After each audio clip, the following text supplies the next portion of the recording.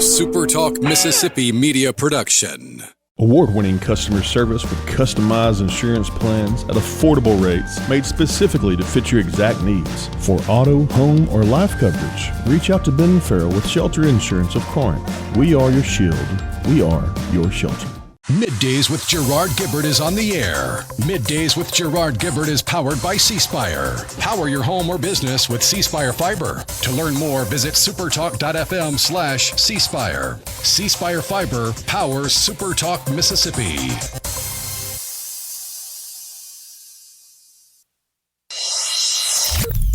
Get ready to go beyond the headlines and join a meaningful conversation with people from around the state. You're listening to MidDays with Gerard Gibert here on SuperTalk Mississippi.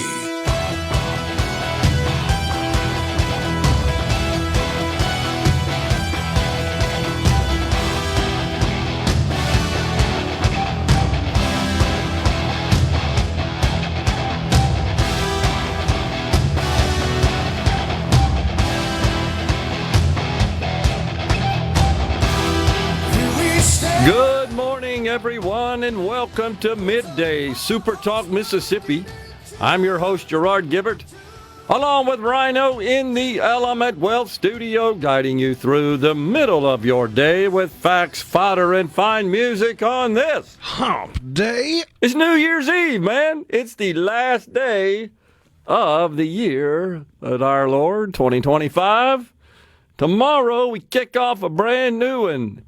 You know, I think I told you before, back in my business days, every year when we'd roll around to the start of the next year, I think, geez, can I screw up as bad as I did last year and still make it all work? You know, that's the way it works in business. Unfortunately, you can screw up in government all day long and there are no consequences. In fact, you'll be cheerleaded by half the population. That's exactly right, and that's a sad state of affairs for sure. So not only do we have this situation up there in Minnesota with billions of dollars of fraud perpetrated on the American taxpayer, and keep in mind, folks, something we've shared before, half of every dollar that goes out the door up there in Washington is borrowed. Think about that. We're borrowing money to give to Somalians under the false pretense of child care and early learning. Oh, my gosh. Well, it turns out, not that anybody's surprised, there's just a little bit of problem with rental assistance during the Biden era that we've now learned about. Please tell me, Rhino, how every single day it seems like whenever we talk about all of these government benefits going out, it's another program with dead people getting benefits. How the hell does that happen? Not my problem. Come on. This ain't hard. We don't have a way in this country to figure out if somebody's alive or dead before we give them benefits. We just don't have people in positions of power or influence that give a rat's rear end. Well, get the hell out of there then. We don't need them in government. We don't need them serving as stewards of taxpayer money. Because it's not their money, right? And there are no consequences for it, and you can't fire them. And let's be honest, I'm totally convinced that the Democrats absolutely look the other way. That they not only allow this to happen, they facilitate it. They promote it. I mean, they're the ones that champion all these handouts that get defrauded. It's unbelievable. Yet, they go to the American public, and who do they vilify? Those CEOs of those corporations. They're and the bad anybody people that dares to question the efficacy of any of their handouts. Totally true. That's absolutely true. They will blast you, gaslight you, shame you, call you out. You made the great point the other day, I got to bring up again, is where the hell's the local media on this stuff? Where are they? Covering for Democrats? No doubt about it. So I mean, that's what they've been doing ever since the video hit Twitter. Totally true. The local journalists went out with their selfie mode on, talking to the camera about, well, look, we've done our research, and all but 4 of these places are licensed. Yeah, how do you think they got the money? Oh, and that license, that means so much. Kind of like someone who, I don't know, can't read or write the English language getting a commercial driver's license. And then literally killing people because they can't read road signs and obey traffic signals and the like. How is that okay? How could they look the other way? Here's what I think. I think Americans are fed up with this. You've seen this movement now, haven't you, Rhino? That's going viral, as they say, on social media. Don't pay your taxes. Don't pay your taxes until we see some accountability. Here's what I think the American people want to see: a perp walk. That's what they want to see. Tim Walz, he needs to be in handcuffs. You've seen the reports now that some of these daycare centers, you call the number, it goes to his office. In fairness, I think that was some online trolling because the only access to the phone number was via Google, and Google can be manipulated. Well, that's true. You're right. But would it surprise you, though? But you can do some digging, and the learning center that didn't know how to spell learning apparently also doesn't have a problem stealing the intellectual property of some Finnish preschool because the logo on their logo, the imagery of their logo, comes from another school that they obviously didn't pay licensing for. Well, I guess some good news, if there is such a thing, with respect to this massive fraud in Minnesota. And by the way, you know it ain't just limited to Minnesota, is that the federal government under the Trump administration has halted federal child care payments. I'm still struggling, I know, with how child care is part of the Medicaid program. I got to tell you, I didn't even know that. And then when I looked at it, there's like a dozen different programs, grants and so forth, for all these various child care, child learning. I can't even think of all the various programs. I had them up on the screen the other day. What is that doing in the Medicaid program? I thought Medicaid was... Apparently it's hiding. That's exactly what it is. It's providing a path for illegals to steal American money is what it is. Medicaid, as you know, when designed, when launched in 1965, that's supposed to be health insurance for certain classes of people that you could say are truly needy. The blind, the disabled. Although that gets scammed as well, as you know. I mean, income tax was designed for the wealthy to help pay for World War I. That's true. And look where we are now. I totally agree. We're just one big redistribution apparatus. And as I've said many times before, the federal government, to a great extent, and even state governments, they're in the health insurance business. If you look in the state of Mississippi at the Medicaid program, which in the state budget, the state's share of Medicaid spending, as we talked to Senator Josh Harkins, Finance Committee Chairman in the Senate yesterday about, number 2 spending line item behind education in the state of Mississippi. It's $1 billion a year in a $7 billion budget. Well, when you tack on the federal government's investment, payment, reimbursement in the Medicaid program in Mississippi, it's bigger than the general fund. Literally, the Medicaid program in Mississippi is larger than the general fund budget. We get $6.5–7 billion from the federal government for Medicaid. And if you question whether or not even a single red cent is fraud, you get your head bitten off by loser liberals and Democrats. 100%. So how in our right mind could we consider expanding a program that's so rife with fraud? That would be asinine. That would be stupid. More Democrats don't pay taxes than Republicans? Well, it could be. Well, you know, we could argue about whether or not society has a duty to take care of the truly needy. And God tells us that we're supposed to do that. We're obligated to do that. The question is, how should we accomplish that? Should that be accomplished by taking money from taxpayers, sending it to Washington, and then just feathering it out through all these goofy programs? Obviously not. Because that ain't working very well. But that's what's happening, and it's happening across the country. The Medicaid program combined federal and state money is $1 trillion now. It's $650 billion from the federal government, $350 billion contributed by the states. It's north of $1 trillion. The Medicaid program. There's 75 million people in this country signed up in the Medicaid program. Another way to look at that is how many work hours did people have to work to fund that? Boy, I don't want to think about that because I just get mad. Because the American taxpayer is taxed far too much because the federal government is far too generous with the money you worked hard for. Totally agree. So I got to tell you, before we go to break here, an individual sent me a note this morning on social media discussing some Medicaid fraud here in Mississippi. And I got permission from her to discuss this, by the way.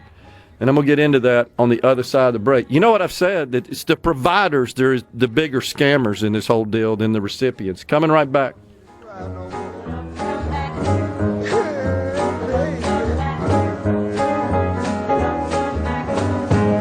For a flipping good time. This segment of Middays with Gerard Gibert is brought to you by Covington County Hospital in Collins, where your health matters. The talk that keeps Mississippi talking. We're rolling. Hit it. Go. Play it. Middays with Gerard Gibert on SuperTalk Mississippi.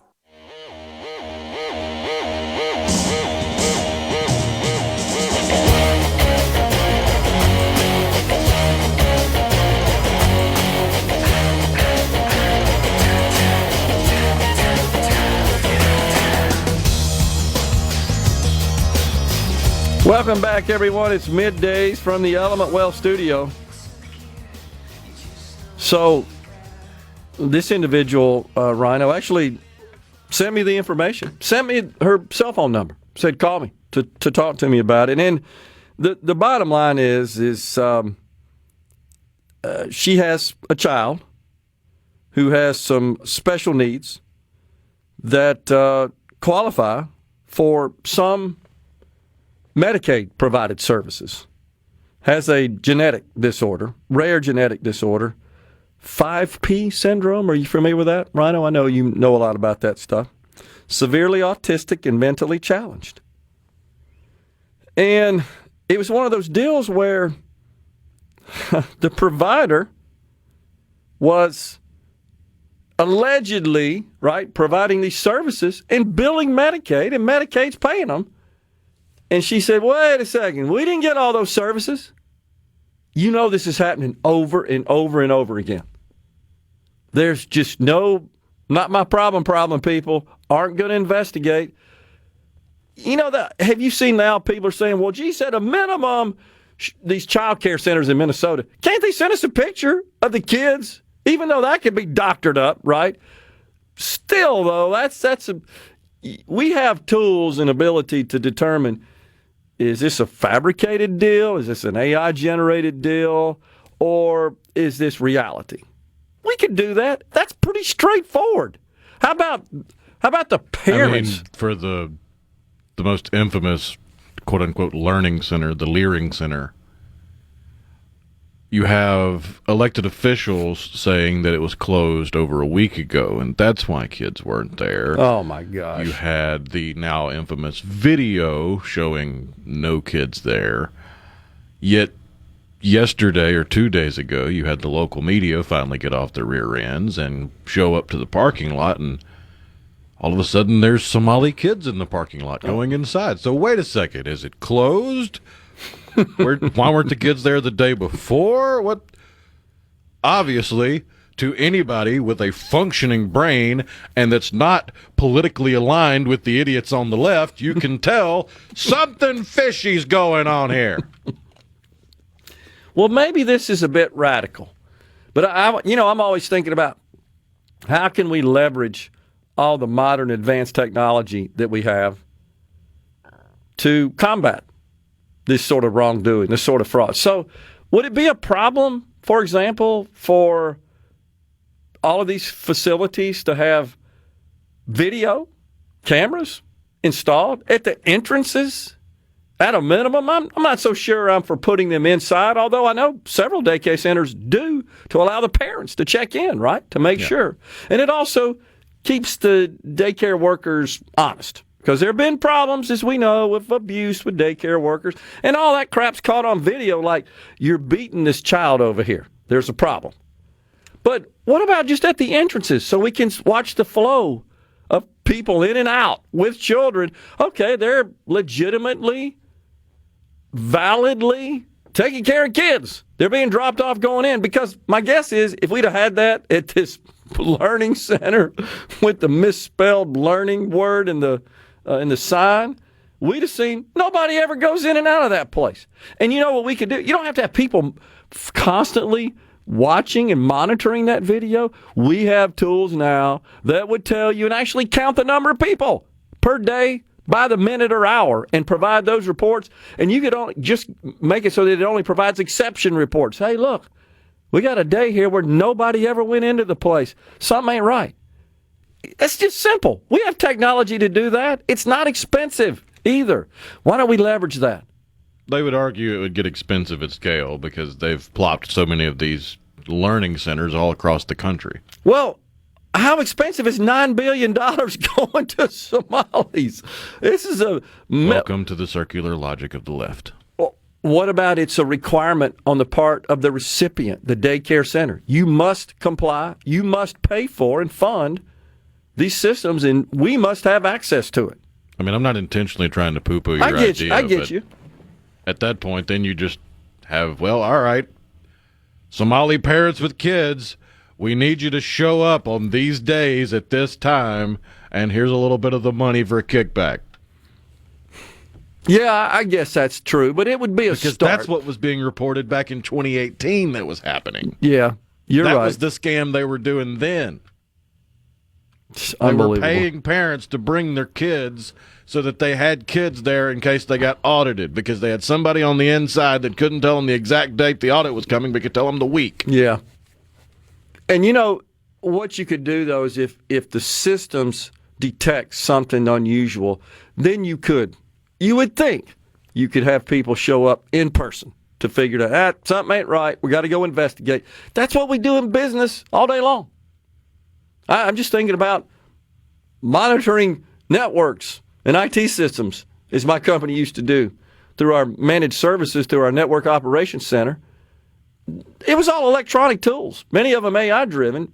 It's not like somebody's got to watch every single port on every switch 7/24. It would just detect an anomaly and report that. It would be called a notification or an alert. And then you'd look at it and determine, did you need to investigate it further? Basically, what I'm boiling down to is no matter what you put in place, people that are trying to game the system are going to find a way to game the system. So the only logical explanation would be to shut down the freaking system. I'm for it. I'm with it. I've said it before. Let's end all these grants. Obviously, we don't know how to manage them. We don't have proper systems or competent people. They're just big money laundering schemes. That's all they are. We don't have elected officials that care. In fact, they support it, they condone it, they promote it, they facilitated it. Let's just end it. And I've said before, I know it sounds radical, but maybe the entire Medicaid program just needs to be shuttered and send all that to the states. I know there's a popular view among conservatives that, hey, the churches ought to take care of these needy people. Okay, I'm down. But I must tell you that it's a bunch of money that churches don't have. Certainly in the state of Mississippi, I don't think they could come up with the $7.5 billion. Now, you could say, well, there's a lot of waste, fraud, and abuse. Okay, cut it in half, which is aggressive. They don't have $3.5 billion. All I know is it seems like we've got to do something to change the trajectory, and maybe it means shutting it down. Something we have to do as a society is quit listening to the squeaky wheel and grease the dang thing. Yeah. Quit buying in to the bloviations of bleeding heart liberals that will weaponize your human empathy against you. That's totally true. And now we're learning about scamming of the SBA loan system. You see all these Somalian businesses that are qualifying. Guarantee you that's intentional. That's part of this DEI garbage. Look, if you're a white male, you got virtually no chance of getting any kind of help from the SBA. Now, I don't know how that's changed since President Trump took office in his second term, but in general, it's the federal government. It operates at the speed of smell. That's exactly right. No matter who's in charge. And it's still a situation where the faceless bureaucrats run all this crap. And because between the lowliest person and the tippy top of the hierarchy, there's a whole hell of a lot of not my problem people in the way. So true. So true. And just, every time you think that maybe things are starting to drift away from all this DEI nonsense that's absolutely just killed this country, you see out there in Oregon, Salem, Oregon, the city council reappointed a board member to serve as on the community police review board for the city who murdered somebody. I'm laughing because it's just so insane. They are considering reviewing this reappointment of Kyle Hedquist, who has a past murder conviction. That's who the city council appointed to the city's community police review board. A murderer. You can't make it up. What is wrong with people? Oh, we got to give them a second chance, right? This bleeding heart liberal crap is destroying this country. They're working overtime to do it. Because they're putting feelings and emotion over reality and logic. So true. Logic, that left the building a long time ago in liberal la-la land. Man, oh man. We're going to step aside right now. When we come back in the Element Wealth studio, it's Michael Borkey. He's going to call in and share his thoughts on the Sugar Bowl, going to be played tomorrow in New Orleans. Ole Miss will take on Georgia. Stay with us. It's all right. It's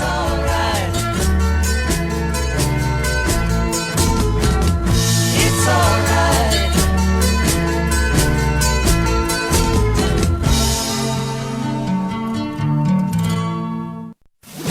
Okay, is everybody ready? I'm ready. Ready here. Middays with Gerard Gibert on SuperTalk Mississippi.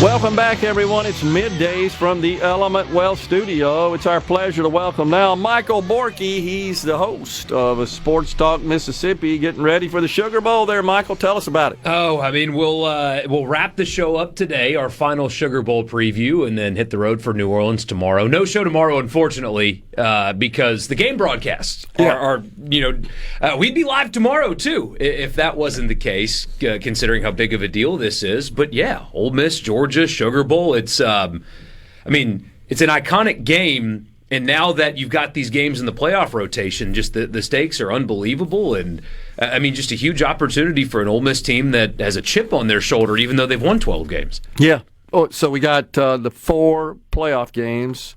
One tonight in the quarterfinals. 1 tonight, 3 tomorrow. So a full day of very meaningful football games the next 2 days. Oh yeah, and finally, the matchups are so much better this time than last week. I mean, you had James Madison mixed in there and Tulane mixed in there. There's none of that, and even if the scores are lopsided, you have more compelling matchups, smaller point spreads, and the biggest one is still two like big time brand college football brands, and so it's more intriguing, more exciting. But I mean, I think that there is a possibility that the one tomorrow night is the most exciting of the four. Could be. So what's your outlook? What do you expect in the game? There's a few keys, but I think the biggest one for Ole Miss in this game, the most important thing that they have to do that they did not do when they went to Athens, is they have to create explosive plays defensively. There's still going to be mismatches. Those Georgia tight ends are hard for anybody to cover, but they exploited some stuff with Ole Miss in that game, and the back end of Ole Miss's defense has some communication issues, coverage breakdowns, things like that. Jalen Braxton being healthy helps this team. Andrew Jones having a bigger role at linebacker has helped this team. They're much better at getting after the quarterback in the back half of the season than they were the first half of the season. I think the stat is the first 7 games, they had 5 sacks. The last 5 games, they've had 22. Oh. So they're getting after the quarterback much better. That has to be the thing in this game. I think Georgia's going to be able to score. They're going to be able to move the football. So how do you create momentum defensively, and how do you keep them off the scoreboard? Big sacks, turnovers, things that they did not do in Athens, they have to do in this game. So it's a big game for Prince Willu, Monmielen, Will Eccles, Cam Franklin on the other side, Centarian Perkins. Those guys need to get after Stockton, and when they get pressure, they have to turn that into production. That was a big problem in Athens, is that they at times, not very often, but they did have opportunities at Stockton, and they couldn't complete the play. So they have got to turn them over. They've got to get 3 or 4 stops is all you're really asking out of this defense, and they'll have a shot, but that's what they have to do. Explosive plays defensively. If they don't create that, they're losing. If they do, that is going to give them the shot. All right, so as I recall in the matchup earlier in the regular season, Ole Miss punted twice and Georgia once. Is that right? Georgia did not punt at all. Didn't punt at all? Okay, I missed that. Georgia scored points on every single possession. And hard to win like that. And that was the difference in the game. I mean, Ole Miss offensively was perfect in Athens for 3 quarters. Perfect. They scored a touchdown in every possession. Fourth quarter happened, they get stopped once, and then you had the crescendo of the environment. And I think that got to Ole Miss in that game. Uncharacteristically bad misses of open receivers from Trinidad, and the team just kind of folded in that spot. I don't think that you can ask them to be perfect again, but if given the opportunity, if the game is close, I think that you can have more confidence, specifically in your quarterback's ability to handle the environment better than he did before. Not a true road game, obviously. I kind of think Ole Miss fans are going to outnumber Georgia fans anyway, so it won't be that incredibly intimidating, I can't hear myself think. And for him, he had never played in anything like that. That's true. Before. I mean, that was his first real road game. With all due respect to Division II, there's a difference between 5,000 people and 95,000 people. And so the next week, he played much better in that true environment in a tight game. He's very adaptable, and I do think if you get them in that spot again in this game, you won't have the I guess is panic the right word, or the folding in that spot. He's maybe more a little mentally, intimidation. Yeah, he's more mentally equipped for that. So if they find themselves in that spot again, I don't think you're going to have the meltdown in the same way that you did in the fourth quarter in Athens. And Ole Miss's pass catchers, DeJon Stribling, Trey Wallace, Caden Lee, Deuce Alexander, Daquan Wright at tight end, they're all still there, and they all exploited Georgia's secondary. Ole Miss's group of receivers is one of the best in college football. The numbers bear that out. Yeah. So that advantage has not changed from October to now. Ole Miss has an advantage there. About a pretty good running game, too. Yeah, Keewan Lacey. A little banged up, but going to play. He smiled yesterday when he was asked about it. I think they're embellishing a little bit of what that injury actually is. But, you know this. They'll shoot him up in the shoulder with some feel-good stuff, and they'll put a brace on it, and he'll play.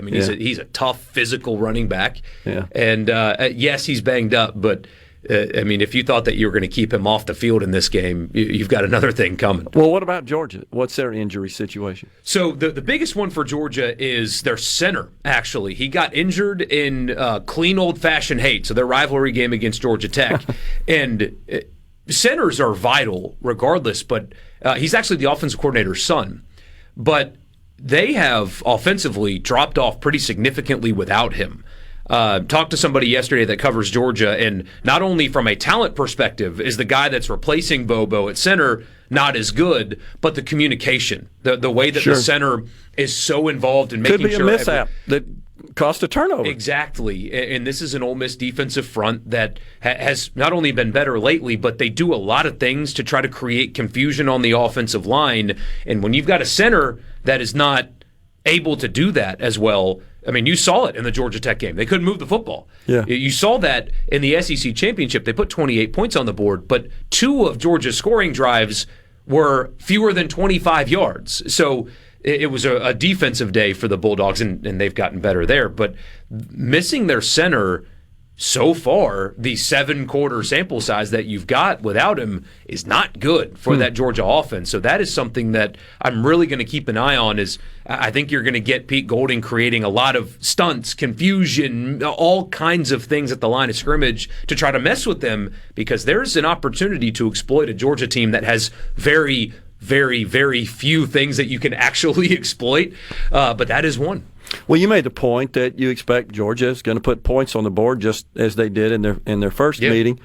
But Ole Miss put points on the board as well, as you indicated. They were perfect through 3 quarters. You expect that again? I do. Not perfection, but I do think that Ole Miss is going to be able to score points. That the quarterback, the scheme, and the pass catchers are just so good. And the depth of it all. It's not just one wide receiver. I mean, if you look at the Ole Miss offense, Deuce Alexander doesn't start, and he is a high level wide receiver.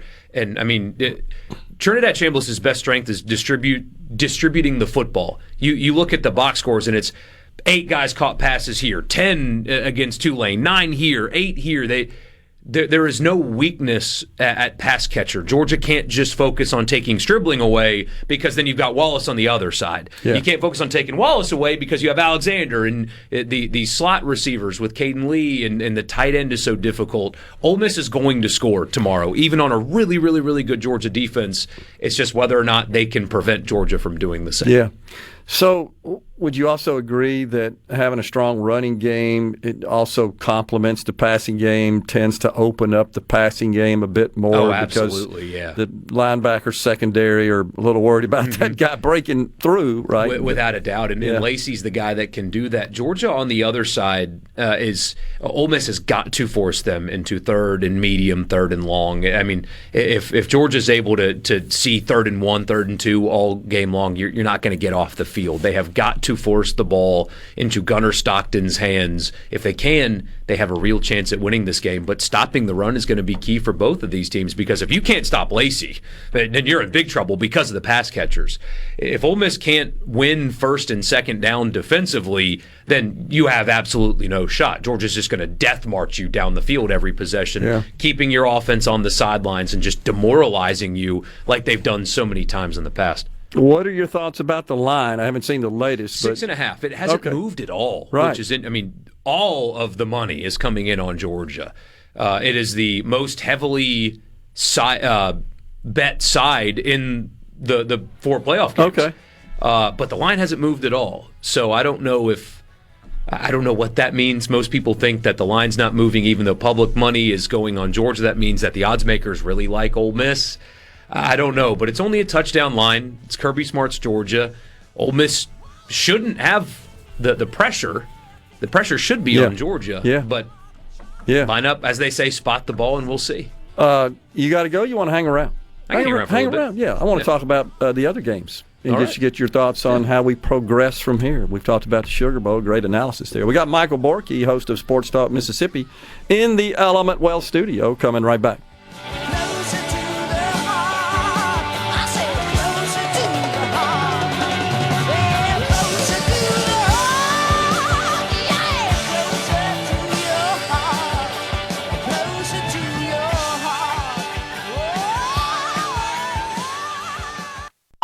Hey.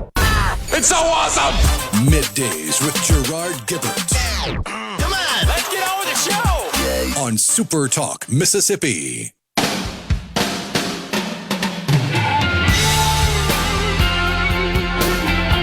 Welcome back, everyone. Middays from the Element Well studio. We've got Michael Borkey, host of Sports Talk Mississippi, in today with us. We've been talking about the Sugar Bowl. So we got these other matchups as well, 3 others. One, as you indicated in the last segment, playing this evening, and then 3 tomorrow. Yeah, you got. If you're not doing anything today, if you're not working, most people aren't working today. Yeah. You got 5 college football games. I mean, Vanderbilt's playing here in about 15 minutes. That's but, right. The big one, the meaningful one, is obviously tonight. Miami, Ohio State. The biggest spread of the 4 is Miami and Ohio State. 9.5 is the line. Now, this game's fascinating to me because Ohio State, when they are playing the mid to bottom of the Big Ten, looks like an impenetrable force. They look unbelievable. Julian Sayin, the quarterback, and all these athletes, and Bo Jackson running the football, literally. A guy named Bo Jackson running the football. But when they played Texas, when they played Indiana, that offense was completely and totally ineffective. Those are the 2 best defenses they saw all season, and they could not move the football. And it's an all-year thing, right? Game 1 and Game 13, 2 best defenses they played, they couldn't move the football, couldn't score. So what's fascinating about this to me, you said something about it in the last segment, is that you got sort of the perennial names, right, in Ohio State and Alabama in the playoffs. But you got, and Georgia to some extent, but Miami, like, where did that come from? Miami hasn't been been 20 relevant years since I was 10. And they were good back then. They were good back then. But then you've got Texas Tech and Ole Miss, too. Yeah, where'd they come from? Where'd Texas Tech come from, man? Everybody can compete in this era of college football. If you've got the right infrastructure in place and the right organization, it doesn't matter what your brand is. You can compete. But, yeah, Miami's pass rush, I think, is going to create all kinds of issues. Probably a low-scoring game tonight. The over-under total is only 40. So they expect a low-scoring game. I do, too. Miami can run the football. They can get after the quarterback. I'm not saying they're going to win, but I'm not totally counting out Miami the way some people are. It's incredible. So the other thing that I'm struggling with, Michael, is the Orange Bowl at 11 o'clock. Yeah. It's typically the nightcap game, usually opposite the Sugar Bowl on New Year's Day, but it's 11 o'clock game. The Orange Bowl not played in the Orange Bowl anymore. They tore it down to build a baseball stadium that nobody goes to. They don't support baseball in Miami, as it turns out. This is a massive opportunity for Texas Tech. They have been a program, as you know, they've had very little history to speak of. I mean, you have the Mike Leach years, the Crabtree catch that everybody remembers, but it's a program that does not have the history at all. But now they have a quality coach, a billionaire backing them, and structure an organization, and one of the best defensive lines in the sport. And so here's one of the most expensive as well, right? One of the most expensive. They spent a lot like on that $7 million line. on their defensive line, and it's worth it. It has been so far. But the only way that you can get respect is by winning. Yeah.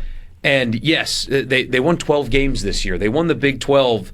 Beating Oregon, though, in a playoff game will make everything that they've done worth it, and it should stop people from questioning whether or not they actually belong where they are. It's a little bit different for a non-SEC team or a non-even Big Ten team to some degree to earn that. They've got to win a little bit more. They got to win a little bit extra. Nobody's impressed nationally with a 12-win team. They should be, but they're not. Tomorrow morning, Texas Tech can get validated, and I think that defensive front can do that for them. Oregon's going to struggle with that defense. Everybody has, right? I mean, they're just strong. They have, and Texas Tech's got a linebacker who he's not the toughest guy in his marriage. He married a Black Hawk pilot. I didn't know that. Yeah, it's an amazing story. But he married a Black Hawk pilot, so he's not even the most bad you-know-what guy in his own marriage, but he's a high-level linebacker, too. They're a really fun team to watch. And then Alabama, again, a perennial name, taking on Indiana. Indiana, ranked number 1, right? Steady, where'd that come solid. Kirk Cinetti, their coach, he's so self-assured, and he clearly is able to get a team that, look, they've been able to get on paper some good players, but that's a roster filled with 3 and some 4-star guys. Yeah. And the way he's able to coach them and their attitude, for a team and a program that hasn't, quote unquote, won anything, they're not afraid of anybody. That they will line up and they just want to rip your head off. Yeah. And team mentality actually matters. You see it with Georgia. The way that Kirby Smart projects mindset onto his team, and you see that in how they play. That is what Indiana has become. It's just a team that they are completely unafraid, unintimidated, doesn't matter. They'll see Alabama across from them and, okay, so I don't care. I'm going to rip your head off. And they play like that. They're fun, too. Excited about watching that one. So before we go here, your thoughts about these new names that in the playoffs, Indiana and Texas Tech, for example. It's I think ultimately the chaos in the sport is a negative, but a program like Indiana, Texas Tech, Ole Miss with very little to no history, if you just align yourself the right way, look at what you can become. So that is a good thing for the sport. And then Illinois defeating Tennessee. Back-to-back bowl wins over SEC teams for Brett Bielema. SEC isn't doing so great so far, not. right? All right, Michael Borkey, host of Sports Talk Mississippi. Appreciate it, man. Thanks for coming in. Happy New Year to you and your family, too. We're coming right back after Fox News Super Talk News with Leah Ferretti, director of Mississippi Ready. Of Middays with Gerard Gibert is brought to you by the Mississippi Business Journal. Visit msbusinessjournal.com. Scott Coopwood, publisher and president. And now, the talk that keeps Mississippi talking. That's what I like to listen to. You're listening to Middays with Gerard Gibert. Here on SuperTalk Mississippi.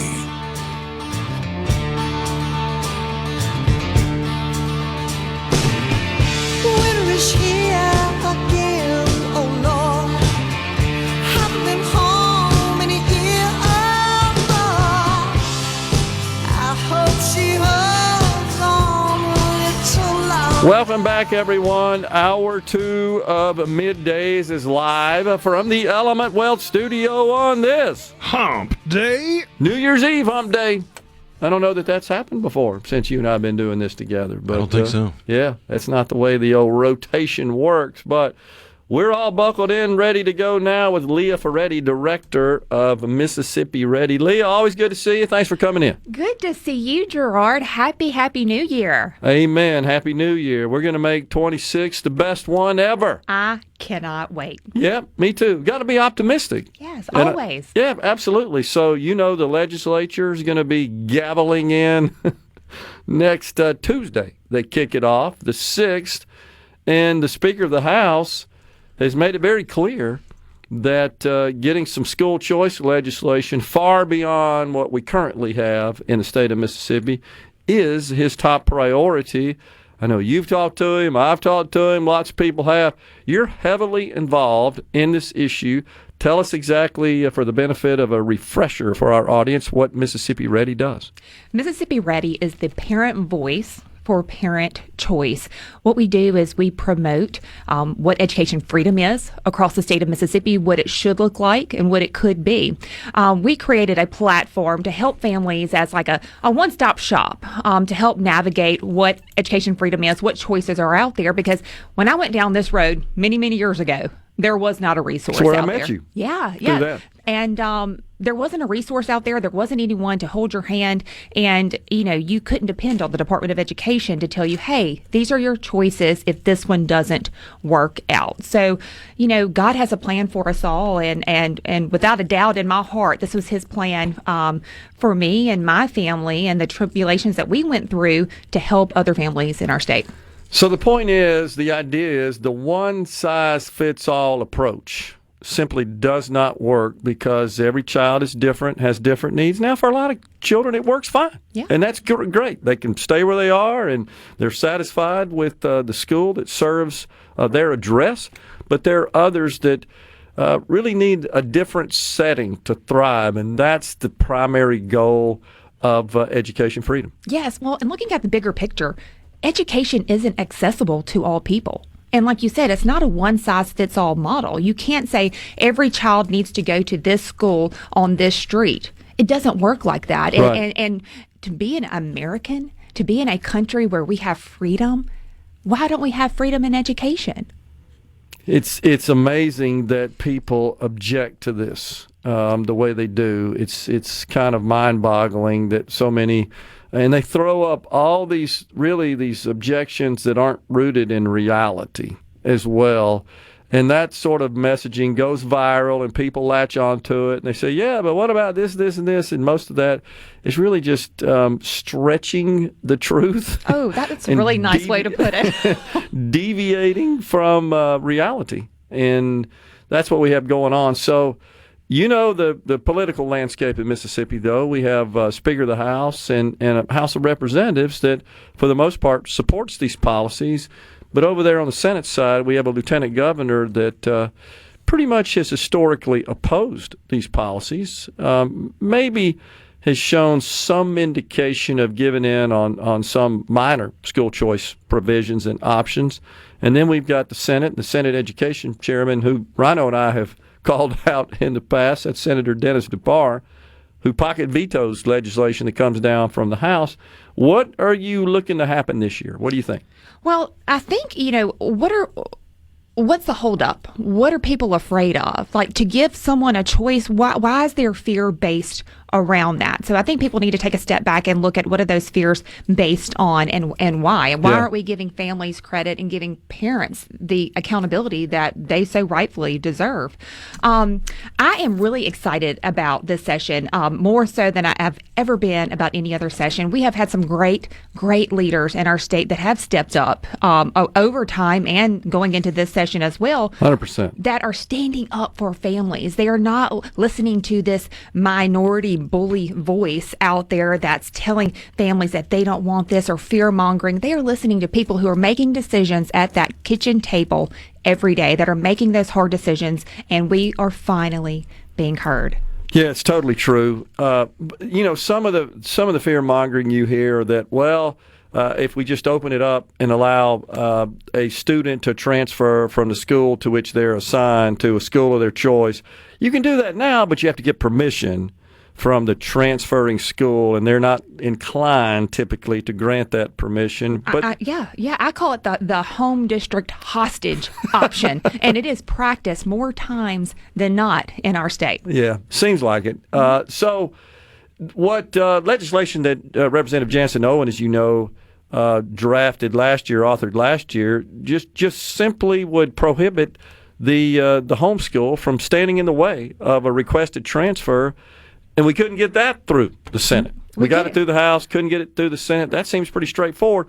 But some of the objections you hear, Leah, and I'll let you discuss those and address the I think, unfounded objection of, we're going to get overwhelmed with all these students and we don't have the capacity for that. But you know that that's not the way the legislation was drafted. No, absolutely not. There are parameters out there, and you have to have protection and parameters because, nobody wants any floodgates to open. But any state, all of our surrounding states that have robust school choice policy that have already done this, we are in a unique position to see, okay, what has worked for other states, what has not worked. Let's create something and a path that's perfect for Mississippi. Let's be the best at school choice. Let's be the best at education freedom. And yes, you have to have parameters. All districts, all schools deserve autonomy. That's what makes schools unique. That's what makes education unique. If you take out autonomy, then we all need to go to the same school and on the same street. That's not what we're talking about. Yeah, same setting, same approach, same pedagogy, and that just doesn't work for everybody. And parents are way better equipped to make that decision than is the government. And that's the idea behind school choice at a minimum. So you get kind of to the next level beyond just public-to-public so-called open enrollment transfer, and then a family would have the option of controlling the state funding associated with their K-12 student and using that for another educational setting, such as a private school. And you hear the folks who object to that say, oh, my gosh, we got public money being funneled to a private school, private entity. We just can't allow that to happen. But doesn't the government spend money with private entities for all sorts of stuff every day? Every day of the week and twice on Sundays. And special needs ESA, that is actually the choice method that my family first utilized when we were introduced to choice. And we have it now. So it's okay in this small little pot Special of needs. special needs, but it's not okay for this child over here. Yeah. That's not okay. Yeah, it makes no either. sense. Yeah. But yeah, so right now, so people are like, oh, public funds go into private schools. And like you said, I'm sorry, private entities run the world. Exactly. Run the world. Does MDOT pave roads? No. No. No, they of course not. And the state's largest employer, Ingalls, down on the coast, all that money comes from the federal government to build those ships, pays the salaries of about 10,000 people down there, and that's because they're providing a service to the taxpayers. Well, educating our children, that's a service to society. Yes. And we should do that in the most efficient, most effective way possible. So if that means that this small amount of money associated with that student gets directed to a more optimum education setting, seems like that's an efficient way to spend taxpayer money. Of course. I have to make a budget every month, right? I mean, sometimes it's not the best, but to operate my household, I have to have a budget. That means I am responsible. I'm accountable for my dollars as well. I pay taxes. And to say that a parent doesn't have any investment in their child, we pay taxes. And if you can't utilize those dollars to educate your child in your zip code, you should be able to use them somewhere else. Yeah, and the other thing is to keep in mind that from a state perspective, even those who maybe don't pay income taxes, they pay sales taxes, which accounts for about 38% of our general fund revenue. Everybody pays sales taxes, so they're all invested. Yes. So having some say, some control over the money they send to the state government to direct that to the optimum education setting for their child just makes sense. We got to get this done. You can hang around, huh? Yeah. We keep talking about this. We got Leah Ferretti, director of Mississippi Ready, in the Element Well studio, coming right back. Someone to talk to.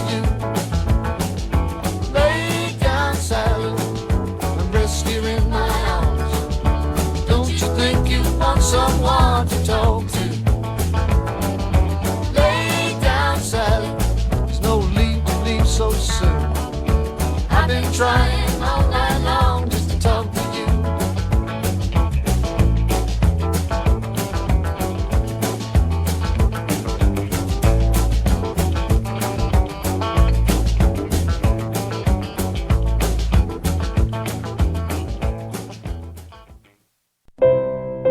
Interrupt this program. Gerard Gibert. Here we go. This is huge. Huge news. Huge news. Huge. You need to listen to this. Middays with Gerard. SuperTalk Mississippi.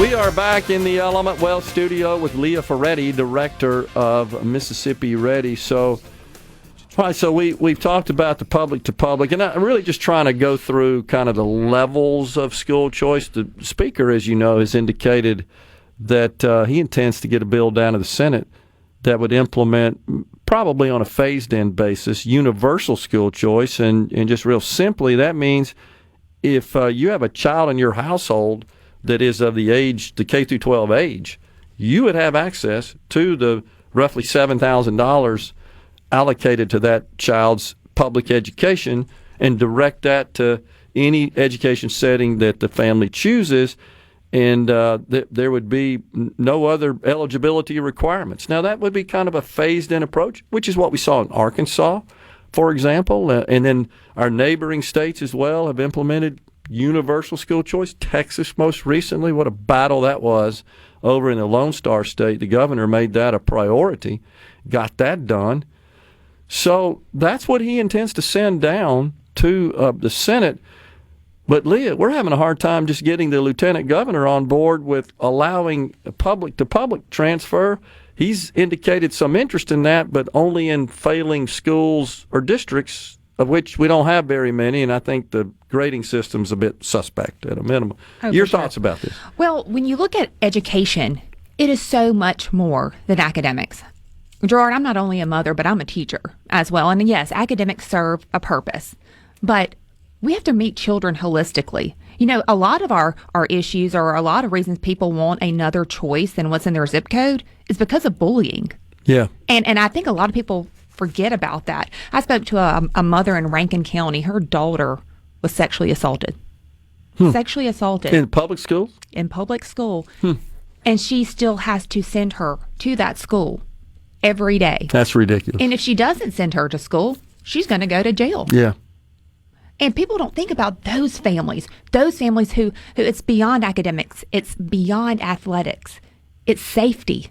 It's safety, and no child should ever feel unsafe going to school. 100%. And surveys bear out that truth, that all those who have participated in school choice, vast majority say, yeah, my child was being bullied at school, and we had to get them out of there. And you know how stressful that is on a parent, knowing you're taking them into a school where they're going to face a hostile environment and having to deal with that, and you're worried sick, trying to work, put food on the table to boot.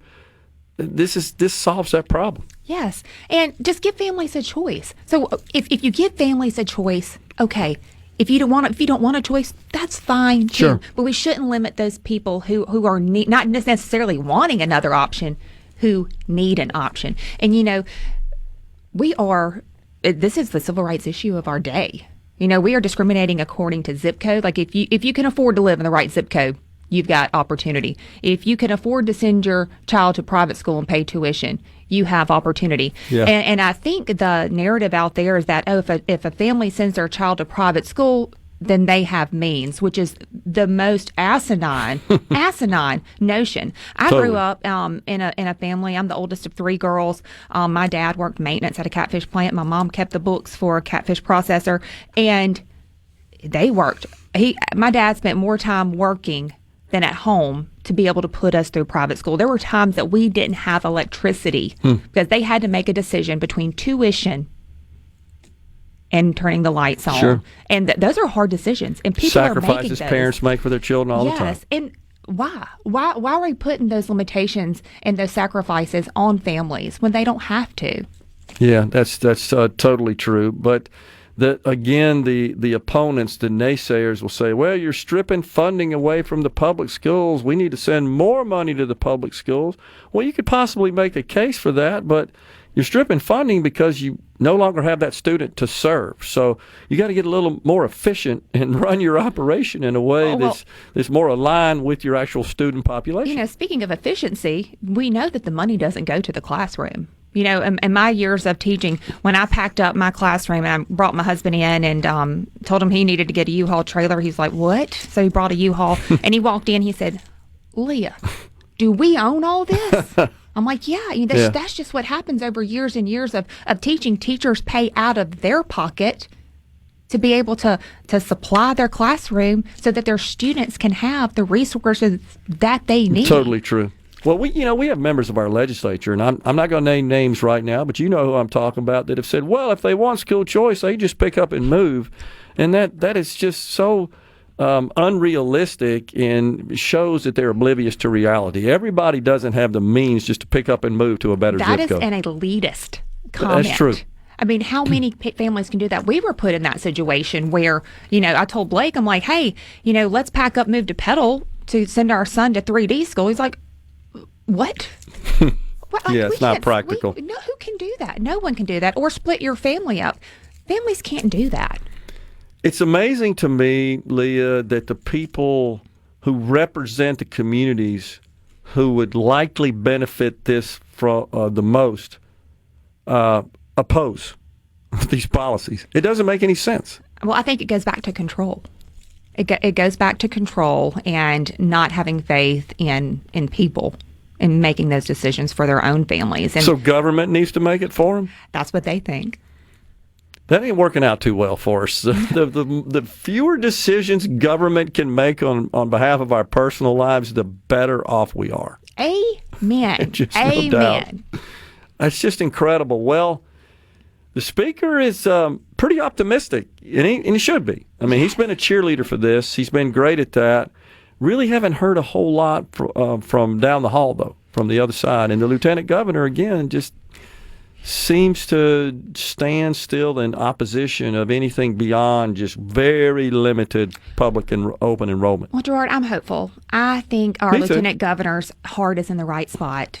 Yeah. And I hope that he feels compelled to do what's right this session, to do right by Mississippians. I agree. And I've seen, as they say, a little chink in the armor. He's coming around, I think, but we still got some work to do. And you also know there are a group of people in our state that strongly oppose these policies that have his ears well. You are 100% correct, and that's really disheartening when you see any organization or any group that uses fear-mongering tactics on a population. That's pretty scary. Yeah, Gerard, it's pretty scary. It is, and we also need to point out that we are sticking out like a sore thumb, as the metaphor goes, with being the only state in the region that now has not implemented and passed universal school choice. The only state. So I spoke with a mother several months ago. Her family moved to the Jackson area from Florida, and they bought a business here, started a business here, and they're contemplating going back to Florida because we don't have choice here. And she sent me a picture of her property taxes that came. We all got that little, I call it the property tax Christmas card. We all get that in. And she sent me a picture. She's like, this is why. Tell me why, Leah. Why don't we have a choice in how we educate our children by using our tax dollars? But they're considering moving back to Florida because we don't have choice like our surrounding states. It's going to become a factor in economic development. It's going to be a factor in attracting people into our state, retaining our great young people that are graduating, that are thinking about having a family.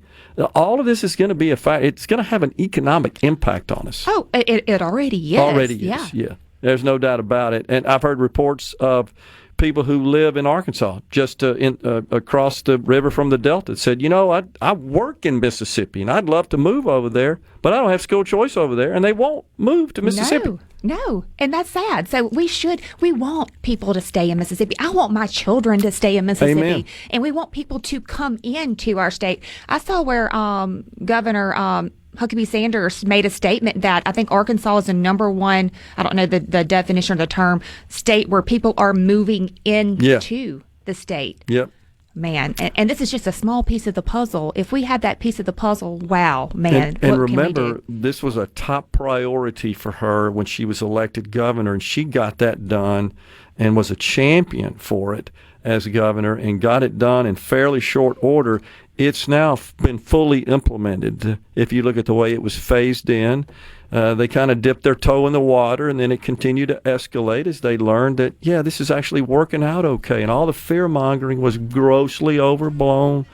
We got to cut through all that. Yes, and I think that's the great thing about phasing in is that, okay, we can phase this in slowly. Let's do this in a conservative way to see how this is working and go and grow from there. We can do it in Mississippi. Amen. Yes. Thanks for all your efforts along these lines, Leah, of advocating for this important policy to move our state forward. Really appreciate you being a great ambassador and spokesperson. Thank you. Check us out at MississippiReady.org, where you can contact your lawmaker today and let them know we want education freedom in Mississippi. We're all over it. Leah Ferretti, director of Mississippi Ready, has been our guest in the Element Well studio. Coming right back.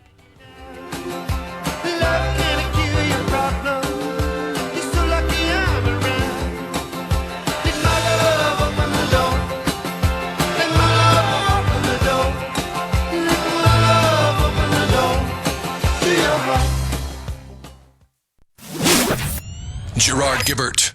He keeps his classified documents right where they belong. Inside a Journey record jacket from the 1980s. Gerard Gibert, SuperTalk, Mississippi.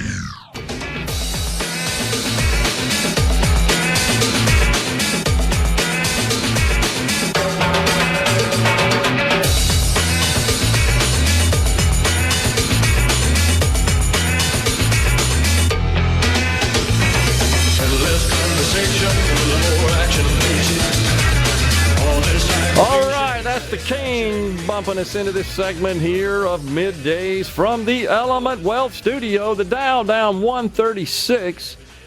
I don't know, Rhino. The old Santa Claus rally didn't seem to materialize. The NASDAQ down as well. The funny money, I think, up just a little bit today. But in general, looks like we're going to close the year out with another losing session. But lots of optimism out there for the coming year from the economic and investment community. We'll get into that a bit later. Do appreciate Leah Ferretti for coming in and breaking down this whole school choice debate for us. Now, folks, that is a mother that has participated in what limited school choice options we have in the state. She knows of what she speaks and is also a teacher, as you learned. And so it makes sense to pay attention to her message and her analysis, and we appreciate her coming in. Ben from Madison says, good conversation with some really good points about economic development and growth.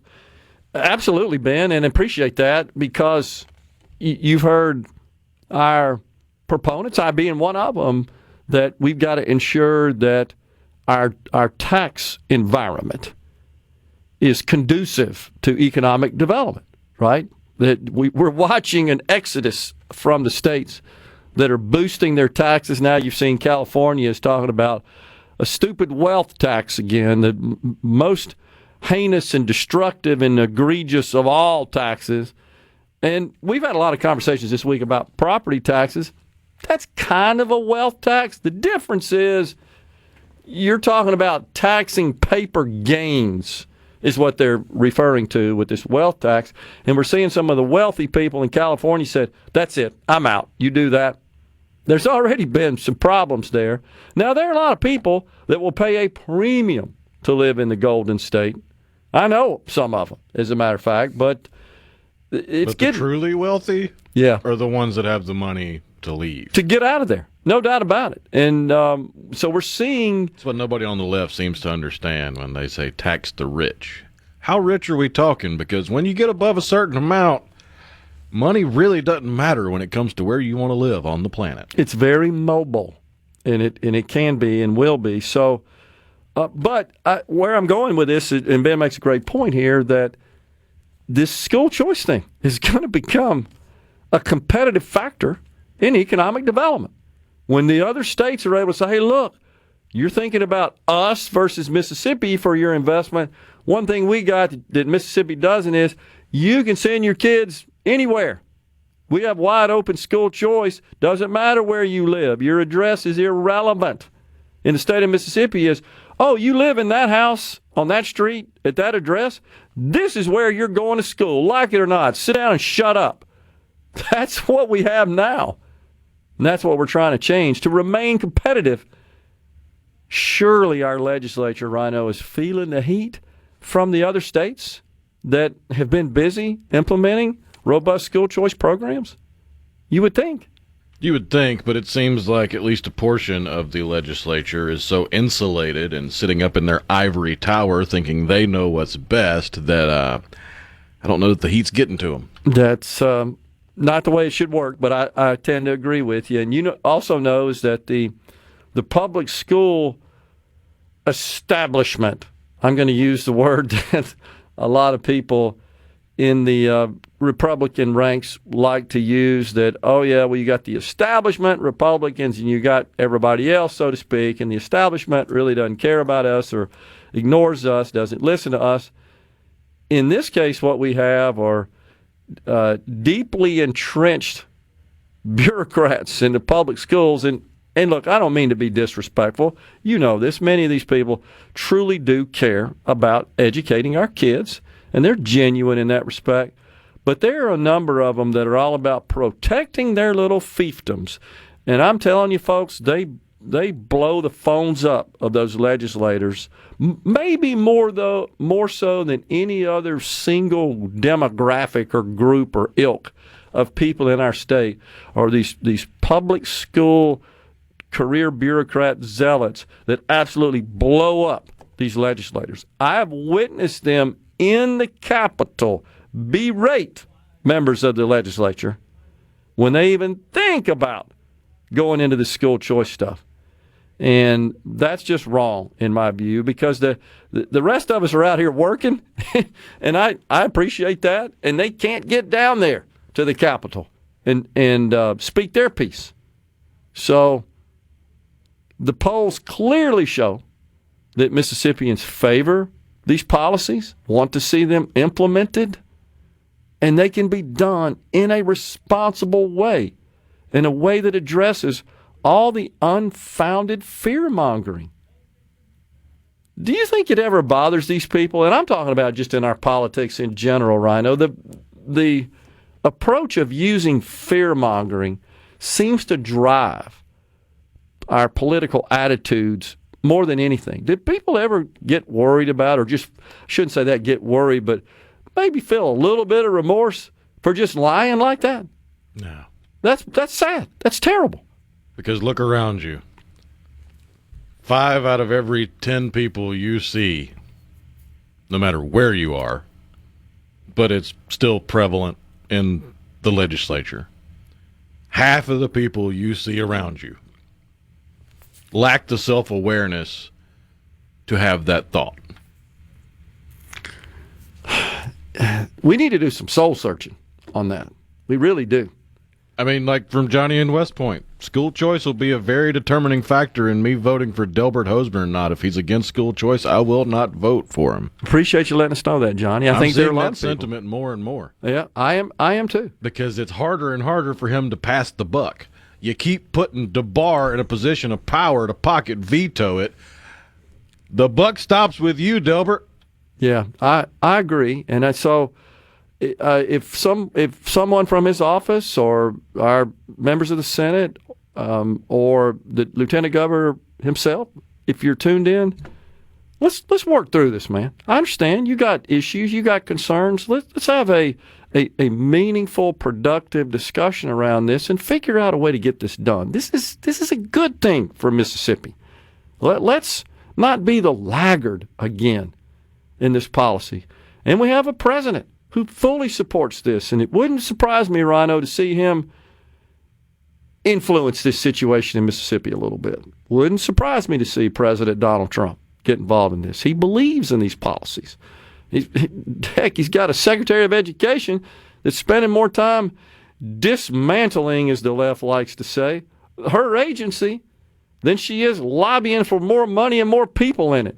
That's unprecedented. That's because this is a wealthy business person that's not married to government, that is not a career swamp creature. That's the kind of people you want in those positions. She doesn't need anything. So if she works herself out of a job, so be it. She's fine. But, man, we got a lot of other folks that can't bear that thought. But the fear-mongering has got to stop. And also, I have shared before that I believe race is a huge factor in this deal as well. And I think that's what makes it particularly hard in Mississippi, because the composition of our population by race, very close, relative to the other states. I think has the smallest delta, the smallest gap between the races, the major races, than any other state. And I think that does play a role in the attitude of our public and our legislators. There's just this fear. It almost feels like the 60s to some extent in that respect. So let's see here. You do realize that education is the biggest business industry in Mississippi, especially in numbers of employees. Look at it this way, it all becomes clear what is going on, says Larry in Flowood. Oh, yes, sir. We absolutely do. I've discussed it many times. I've been through it so many times, Rhino. About got the entire state budget in terms of general fund spending and general fund revenue committed to memory. I got those pie charts ingrained in my head that DFA produces and LBO produces. But, yeah, it's 53% of our general fund spending goes to all education. But that's not out of line with the rest of the states in the country. That's typically the biggest, I think it is, in all 50 states, the biggest expense. Medicaid, surprisingly to a lot of people, number 2 in terms of state spending. in the state of Mississippi, and that's the case throughout the country as well. Yeah, so I agree with you, Larry, that there are a lot of people that fall down on the other side of this issue because of protectionism. So, like I've said before, Rhino, we're in Mississippi, we're all about freedom here, except when it comes to education and health care and vehicle sales and ballot initiatives and mobile sports betting and certificate of need laws. I know that's health care. Oh, yeah, but other than that, we're all about freedom here and free markets. Coming right back in the Element Wealth studio.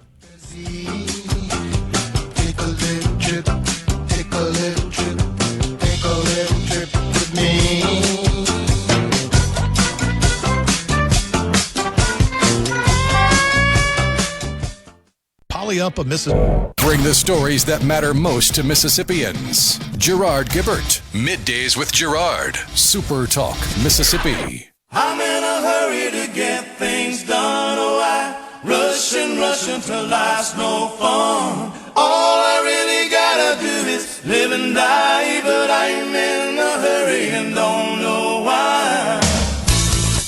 Don't know why. I have to drive so fast. My car has nothing to prove. It's not you, but it'll do 0 to 60 in 5.2. Oh, I'm in a hurry to get things done. Oh, I rush until life's no fun. All I really gotta do is live and die, but I'm in a hurry and don't know why. So tell the folks what you were telling me about the head of NPR over there. Yeah, it's coming out now. It's being reported there was a rather testy conference call, and the head of what's the official title of it? I just went blank on it. I can't find the tweet. There it is. The head of the Corporation for Public Broadcasting told NPR CEO Catherine Marr she needs to resign. That's shocking, honestly. Not upset about that, but a bit shocking. Man, watching Zoran Mondani name appointments. He becomes the mayor tomorrow of New York City, sadly. Of course. Tried to warn him. Yep. They'll suffer the consequences. He appointed a lesbian to be the fire department of New York chief. And look, that's fine. If this person is qualified, I don't have a problem with that. But I don't think they have any firefighting experience. 0. Yeah. And Elon Musk pointed that out in an X post, Twitter post. Proven experience matters when lives are at stake, is what he said. And then Musk there was a retort received directly to Musk from Mondani, who said, experience does matter, which is why I appointed the person who spent more than 30 years at EMS, the workforce that addresses at least 70%. It wasn't about that, and you know that. This is filling out the chessboard, just like Joe Biden did when he took off. Got to have one of them, took office, one of them, one of those. One of the positions that I found rather intriguing and just kind of reeks of Mondami's communist leanings is the head of economic justice. You ever heard of anything like that? See if I can find Deputy Mayor for Economic Justice. Worked 2 years as acting U.S. Secretary of Labor under Biden, spent 7 years as California's Labor Secretary. She will oversee such agencies as the Department of Consumer and Worker Protection and the Taxi and Limousine Commission to ensure fair wages and other worker protections. Department of Consumer and Worker Protection Commissioner Sam Levine. It's just one after another, and there's some crazy person that I can't find the exact position and the title of it, but it's some DEI position, of course, that you got to have that. That's obligatory. for a person whose policies are those of Mondani. So, a new era for New York City. That's the slogan. He's right about that. No doubt. One appointee resigned a little more than 24 hours after she was announced after anti-Semitic social media posts that she wrote as a teenager surfaced. Nice vetting there. You know, you didn't care. You thought you could hide it, get away with it. Somebody found it and exposed it. I'm really surprised that she resigned, honestly. I kind of am. On the C Spire text line, Delbert only budgeting enough to get votes to be governor probably would never agree to universal school choice, which we need. Agree. Mo says, Gerard, if you want the perfect person to convince President Trump to weigh in on school choice in Mississippi, convince Senator Cindy Hyde-Smith to get on board. I hear you, Mose, but there's some other folks that are working behind the scenes on that. Can't talk about that now, but I hear you, man. He also said, are you referring to the public school mafia when I was discussing my personal firsthand observation of superintendents that travel to the Capitol to share their thoughts in opposition of school choice? And you know, we've seen school districts that have produced little flyers that they're distributing out to residents of the district saying this is why we can't have that. All that tells me is that the administration from those districts has far too much free time on their hands. 100%. Recent question that was posed over Christmas. Since we are outperforming multiple states that have school choice, why would we copy them? Simple, easy response to that. Freedom. The market, by far, is a better regulator of quality and value than government ever will be.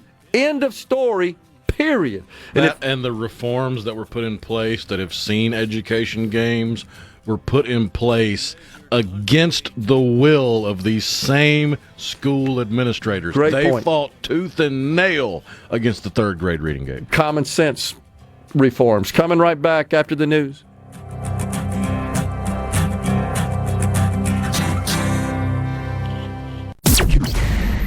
Welcome to the show that challenges you to think deeply and look beyond political posturing. You're listening to Middays with Gerard Gibert here on SuperTalk Mississippi.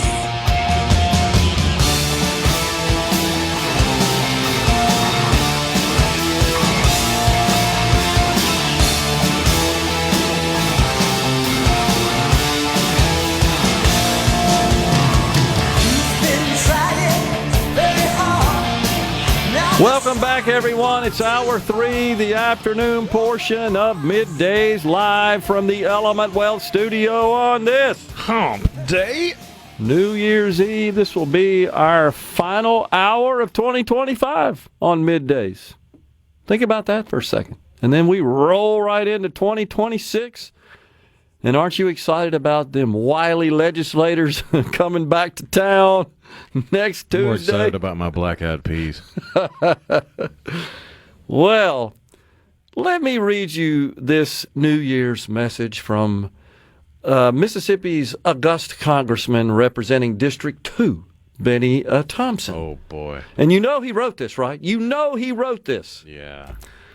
As we step into a new year, I'm filled with optimism and hope for what lies ahead for our communities, our families, and our nation. A new year brings a fresh opportunity to reset, refocus, and recommit ourselves to progress.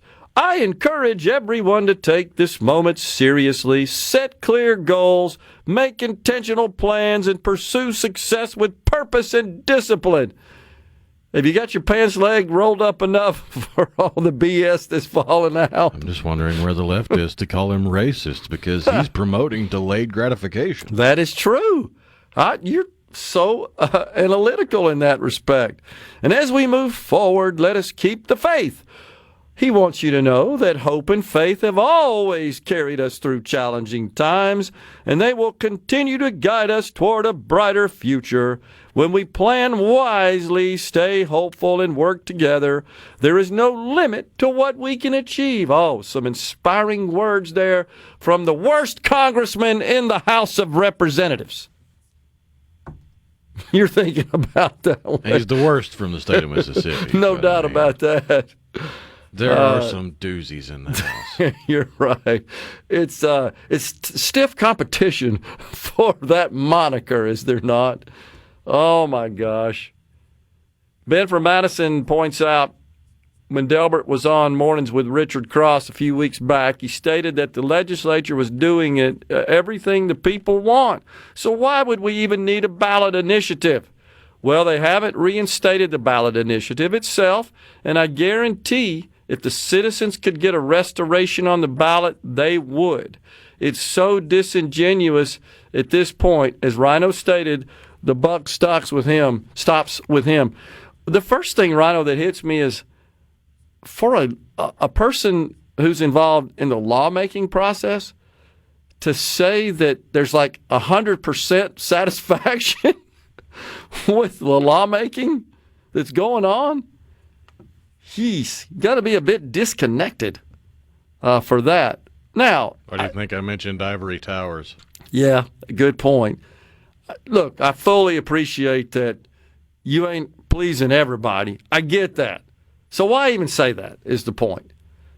I know that there could be some other logical reasons, at least in their mind, that they would put forth as to, hey, look, you elect us. I understand that argument. You elect us under our republic form of government, and we represent you, and we make the laws. I appreciate that argument, but it still stops short of the fact that having that ballot initiative out there is a pretty good deterrent, at a minimum, for the legislature just getting out of sync with the people, right?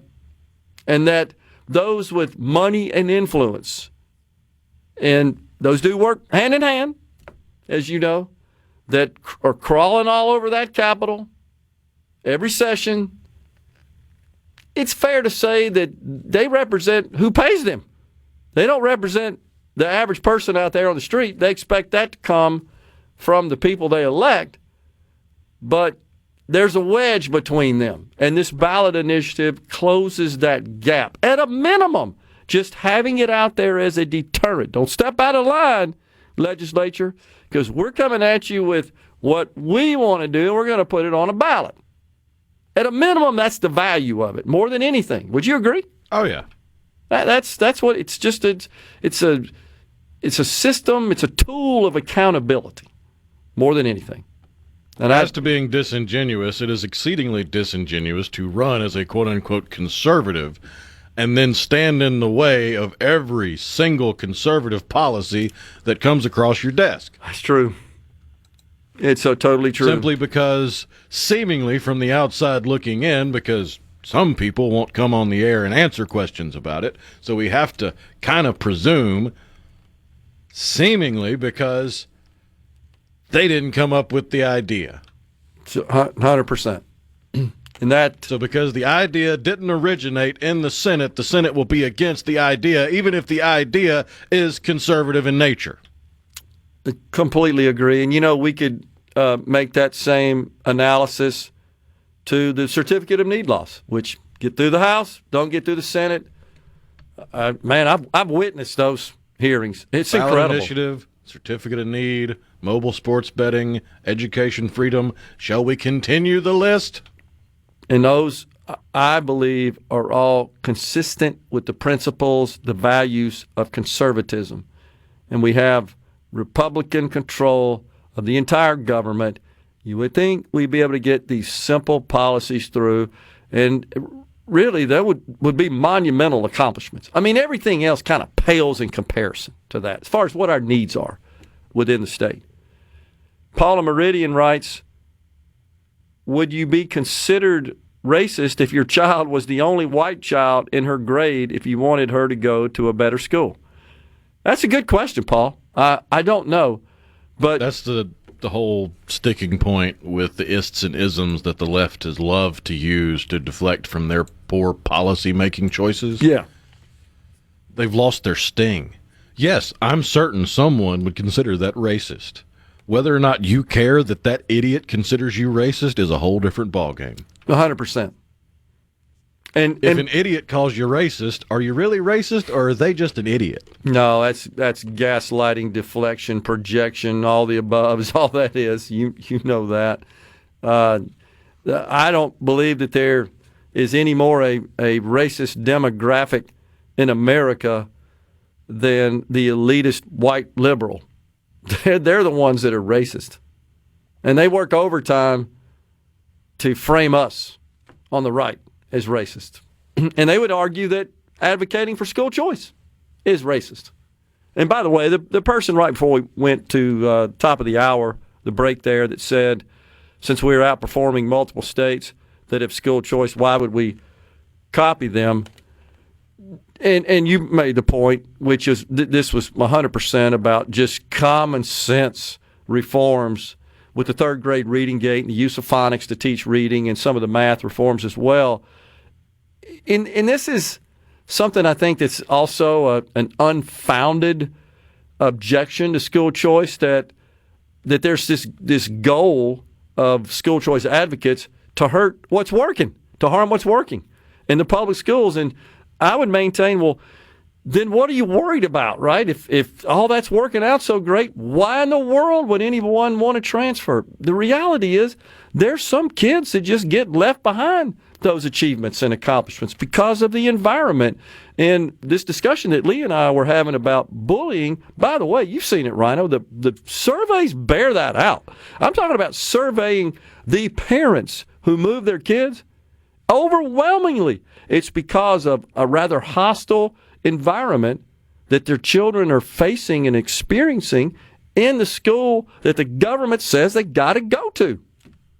And Leah made a great point. I can't imagine dropping your kid off or putting them on the bus, as many of them do, knowing you're sending them in to a hostile environment, and you've got to deal with the stress and the trauma associated with that. And you know that we figured out, have we not, behavioral scientists and developmental research, that you got this short window of time in a child's life to get that right. And you can trace that to their success as an adult if they have a thriving and successful period of time. That's why we got to do this. This benefits all of us. This benefits society. And as Ben pointed out, and I did with Leah, it will become, and it's becoming, an economic development matter as well.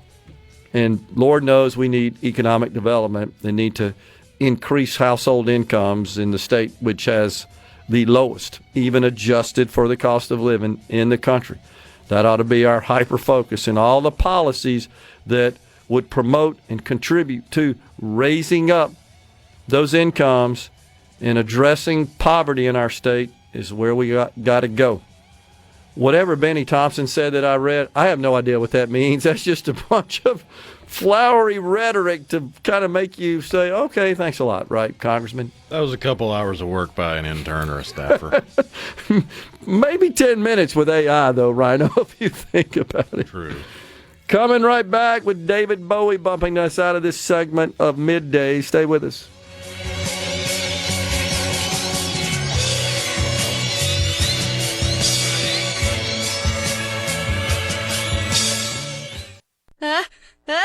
Interrupt this program. Gerard Gibert. Here we go. This is huge. Huge news. Huge news. Huge. You need to listen to this. Middays with Gerard. SuperTalk Mississippi.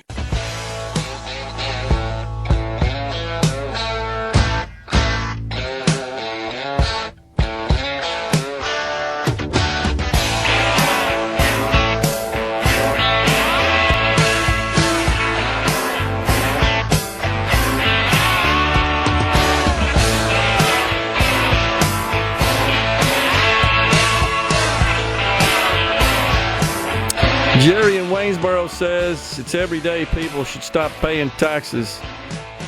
if they're not going to arrest anybody. Yeah, and I'm seeing that narrative proliferate across the social media landscape, and that's coming from all parts of the country. Well, I mean, if you got billions missing in California, billions missing in Minnesota, trillions missing in D.C., obviously we're paying too much. Yeah. If it's just going missing and nothing's done about it. And I think that's what aggravates people, is the nothing being done about it, especially given the fact that Republicans control both houses, not a supermajority in the Senate, but not required here. Now, I think I did see something announced late last night about a possible investigation being called for by Republicans in the House, I believe, into this fraud situation in Minnesota. But don't stop there, because it's going on everywhere. I just get this feeling that the Medicaid program, with all these crazy child care, crazy little adjuncts to it, may be the most defrauded of all. Well, if you look at Medicaid expenses from pre-COVID to now, either the country is so much sicker than we were pre-COVID, or somebody's stealing a whole heck of a lot of money. Totally right. It's a bunch of money. Because inflation can't make up for the increases on the chart for the expenses of Medicaid pre-COVID to now. Agree. So right now, the federal Medicaid spending, I think, coming in at about $615 billion a year. Pre-COVID in the $400 billion range, as I recall. So a 50% increase. Are we 50% sicker than we were pre-COVID? No, it's crazy. It's absolutely crazy. And that's just the federal portion, right? So, and this is busting all the state budgets as well. And again, you could make a rational case for the truly needy. And keep in mind, Medicaid's not cash money. That's the problem, by the way, Rhino, with these programs within Medicaid, these child care programs. That's cash money that's going to people for doing nothing. At least on the health care side, for the most part, it's providers that are filing claims to get reimbursed for medical services being provided. Now, I talked earlier about an individual that reached out to me and said, yeah, they were getting some services, but it really wasn't medical services. It was really more, I don't want to call it babysitting, but just some sort of child care services for a special physical condition, but was overbilling. And that's one of the major problems, is, you've seen it before, right? Oh, yeah. Personally. If you use one tongue depressor in a doctor's visit, the billing is going to be for 5 to 10. Yeah, exactly. And to some extent, that's because providers have to eat the cost of the uninsured. Some of it's that. Some of it's Medicaid just reimburses very low. And for doctors to stay in the Medicaid program, they have to kind of manipulate the billing just to make ends meet to be a Medicaid provider, which is why a lot of them don't, especially specialists. You end up having to go to UMC or something to get those kinds of services. A typical specialist out there, we're talking about a medical provider, a physician specialist beyond your primary care doctor, a lot of times won't take Medicaid. They'll take Medicare, it reimburses better, but they won't take Medicaid, right? Because the reimbursement's so low.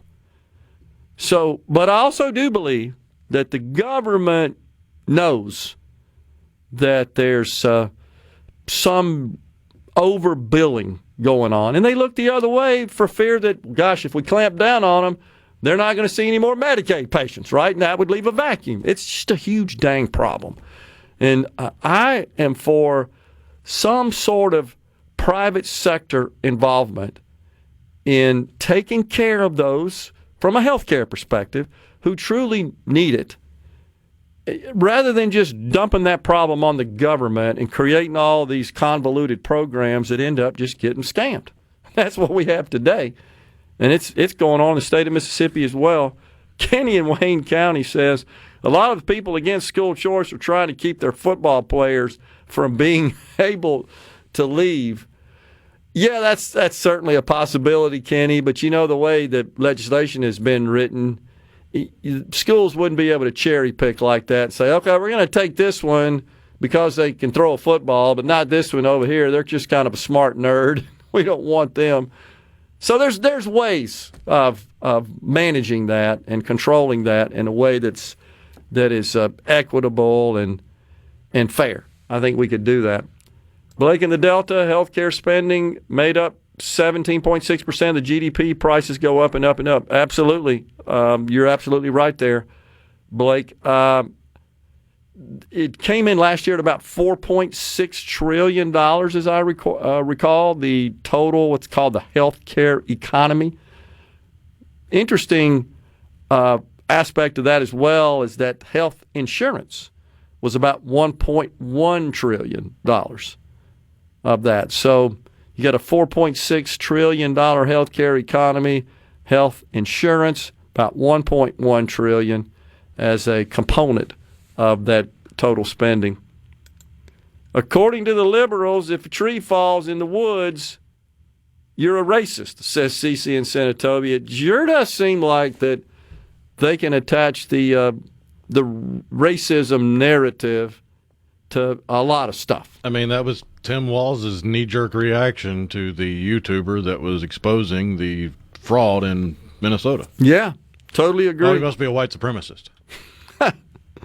Unbelievable. I guess they figured out politically that is expedient because they sure do use it in almost every situation. It's because until recent memory, it was a get-out-of-jail-free card for their bad policy. Yeah, that's true. They put in a bad policy. The policy does something that either they intended and lied to you about, or they were too stupid to see it, the forest for the trees. And when you question them on their bad policy, oh, you're racist. Totally. To shut down the argument. You know, up there in Virginia, unfortunately, Abigail Spanberger was elected governor. She defeated who was the lieutenant governor, Winsome Sears, and a Republican who was excellent under Governor Glenn Youngkin, ran for governor, was defeated by Abigail Spanberger. So she has appointed a chief diversity officer and director of DEI at the state level. What, pray tell, for? What a waste. But a clip has surfaced from 2022 when Dr. Sisha Joy Moon, she is the chief diversity officer. In this clip, Moon is talking about a mob yanking a monument down and dumping it in the water, and says it's righteous because the ancestors supposedly guided it. Now, this idiot thought this was a Confederate monument. It was Christopher Columbus. That's what they tore down. And just so you'll know, this monument, which was erected of Christopher Columbus in Virginia, funded by 1,000 Italian Americans of the Richmond, Virginia area. It was, even when it was built, it was opposed by the KKK because there was a time, as you know, that their standard was you had to be a white Anglo-Saxon Protestant, a WASP, and Catholics were looked down upon the same way black people were, and the KKK opposed this statue of Columbus. He was viewed as a Catholic foreigner, is the way the KKK. So this is the person that's going to be in charge of this DEI department in the Commonwealth of Virginia, someone who thinks this was a Confederate soldier that got ripped apart. I subsequently learned that after it was torn down, it ended up, this statue of Columbus, in Rockland County, New York. Some of the residents there actually funded the restoration and brought it to their local Sons of Italy Lodge. Lots of Italian immigrants, of course, settled in the Empire State of New York. I'm looking at a picture of it in front of the Sons of Italy Lodge. It's a pretty good rule of thumb. Anybody that has diversity on their business card has a room temperature IQ or lower. That's exactly right. Oh, but she's a doctor, right? She's got a PhD. What? A PhD in DEI? Probably. Oh, my gosh. The great George Harrison entertaining us as we exit this segment of Middays. Half an hour of Middays remains in 2025. Coming right back.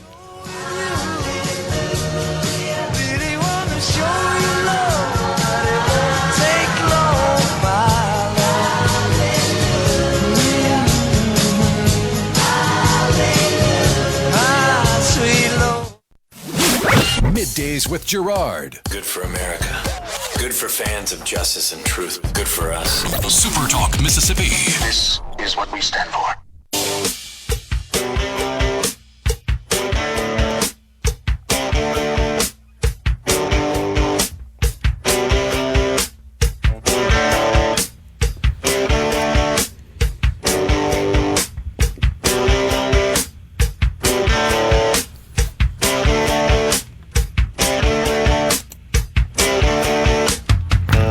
Well, the Nike CEO is just being revealed, just bought $1 million worth of his company's stock. NVIDIA, by the way, announced that they're going to have a blowout year sales-wise next year, $250 billion. That's double, roughly, this year's revenue. And if you extrapolated their net income, that they, as a percentage of that they have been able to maintain the last couple of years, that means that the company is poised to make, gee whiz, do the math, about $150 billion next year. That would be a record of net profit. Just for comparative purposes, nothing other than that, the entire health insurance industry made about $45 billion last year. That would put NVIDIA alone more than 3 times the size in terms of net income than the entire health insurance industry. Still a problem that needs to be addressed in this country is the rising cost of health insurance, which is being driven by health care and the rising cost of health care. And what really does concern me somewhat is that all of this debate, all this discussion, all the social media, all the reporting, all the interviews about the rising cost of health insurance, all focused on the ACA, the Obamacare marketplaces, where 22 million people get their coverage. That's not nothing, but there's 175, 80 million that get it from their employer. They don't say squat about them. They're also experiencing the rise in premiums, both with the employer situations where employers cover some of those costs. Just another example of what's disenchanting the average American when it comes to politics is seems like both sides of the aisle are really only going to be vocal proponents for something if it's going to help a sliver of the population. And it seems like not a single politician or elected official across this whole great nation gives a rat's rear end about the greater good or the will of the population as a whole. No, it's got to be earmarked for a specialty group or a group of underperformers or a group of oppressed or whatever tiny little sliver of the population they're cheerleading for that day. Agree. And I feel like that it's, I know you're shocked, politically motivated, because it's easy for both sides to point to that particular component of health insurance and have an argument, a debate about it, and take one side versus another. Let's face it, we shut the whole dang government down for almost 2 months because of that 22 to 24 million that obtained their coverage in the exchanges. But whenever they talk about it and discuss it and frame it, it always is presented to suggest that this is universal, and it's not. There's 175, 180 million people. I haven't looked at the figures lately, but that's about what it is, of people who get, because that's where most of us get our insurance, from our employer. Not in the individual market, in the group market. Nothing about that, but they always discuss it in a way that I think people feel like, okay, they're talking about my insurance with my employer. No, they're not. They're not talking about that whatsoever. Whatsoever. And by the way, I know that the Republicans like to point to the amount of money that the insurance companies have made on the exchanges, and I get that. But I did dig into this. And it took me a while to find this, because it's hard to find something that directly states the figure, but I had to back into it based on the total subsidized taxpayer cost of the premiums sold in the exchanges. It turns out it's about $150 billion of revenue to the 90 insurance companies that sell in the exchanges. Well, their total annual revenue is $1.1 trillion. Now, again, that's not nothing, but the vast majority of their revenue and their profit doesn't come from those exchanges. It comes from the group market. It's why a lot of insurance companies don't even want to sell in the individual market on the exchanges. Blue Cross Blue Shield, Mississippi, right? They don't sell policies on the exchanges in Mississippi. There's some 5 insurance carriers that do, but the one who has the most robust, largest pervasive network of providers in Mississippi, Blue Cross Blue Shield, opts out of that. They prefer to go sell to groups. Well, there's a bunch of people. They get, for one sale, they get a bunch of people sign up. That's just a fact. And so I just wish that folks in Washington would explain this the way that we are here, that y'all that talk about the premium costs and the subsidies and blah, blah, blah, that only applies to that individual market of people that are buying their coverage in the exchanges. The rest of us... that would cut into their TV time and their expensive dinners paid for by lobbyists. I'm afraid you're right. What about those of us who get it from our employers? What about the employers who are bearing the increased cost on behalf of their employees? And you know that also figures into wages. Well, I can either pay for their insurance or I can pay them payroll, right? That's the decision that employers have to make. I can tell you this. There are a lot of people, I know some people like this, that work for companies that get their insurance through their employer, that have ideas and have a desire to break out and form new companies. They're entrepreneurs. They have an idea. They want to see it come to fruition. They won't because of the dang insurance, because they'd be in the individual market and they wouldn't qualify for the subsidies, and they can't make ends meet when they're building a company. So literally the way our system is built, if you think about it, it's precluding entrepreneurship and business formation. I'm not exaggerating this. You know I'm not here. And there are people out there probably thinking, what the heck's Gerard thinking about? I'm telling you. I've had employees that have said, yeah, I can't really move, or I can't do this, I can't do that because I can't lose my insurance, especially if you have some sort of condition that requires continuous medical services or medicine or something like that. This system we have in this country of the group market and the individual market, that's a huge problem that I think we ought to dissolve. I think we just ought to get rid of the group market and let, like the president has said, except he hasn't gone as far as I'm going to suggest here.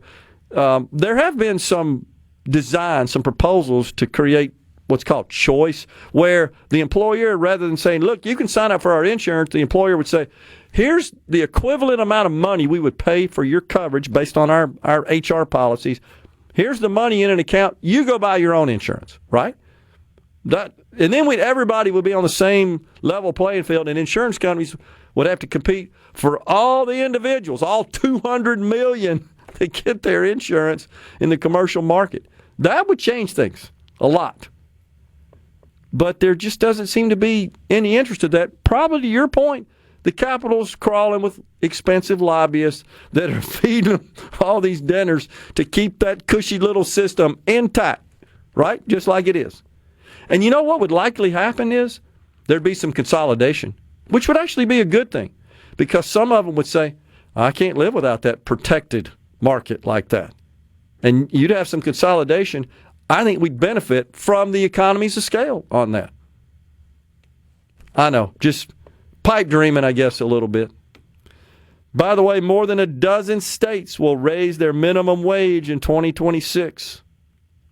Mississippi, of course, not one of them. I would not support increase of the minimum wage. New York increasing its minimum to $17 an hour in the city. Long Island and Westchester, 16, and as well in the rest of the state. Washington statewide minimum wage up to $17.13 an hour. That's the highest in the U.S. Hawaii, Michigan, and Nebraska also boosting their wages. I want to say, Rhino, that Florida, didn't they have a referendum on that last year, a ballot initiative? And I think it passed. I was a little shocked in the Sunshine State of Florida that referendum passed, thus increasing the minimum wage. Yeah, it was passed in 2020. It's going up like $1 a year. Okay. All right. It's $14 an hour now. It'll be $15 an hour on September 30th of next year. Gotcha. Little surprised that went through. I think the minimum wage ought to be $0. I know that may be radical, but I think the market would sort that out. The other fallacy that comes out of the left, and you know this, Rhino, is that they promote this narrative that there's just all these millions of people that are earning the minimum wage and they're running a household on that, right, with spouse, family, and so forth. That's horse hockey. It's 1.8% of the total workforce, which is an indication of how affluent and how wealthier our country has gotten. By the way, it peaked in 1979. It was 13%. Since then, it's dropped to 1.8%. That is a function of economic growth and prosperity. We're coming right back with the final segment of 2025. Stay with us.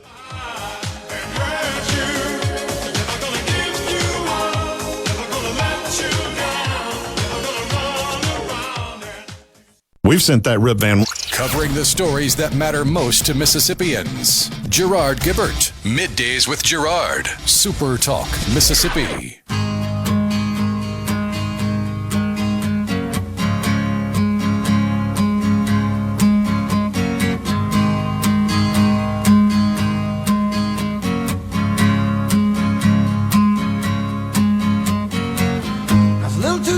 Could use a few pounds. Welcome back, everyone. Final segment of Middays in 2025. We are so grateful that you tuned in to us this year. Made it a successful year, I felt. I've certainly enjoyed it. Always enjoy, of course, working with you, Rhino, and the great staff here at SuperTalk Mississippi. And I just want to pass on that I'm grateful to management here that lets us do our thing and share our opinions.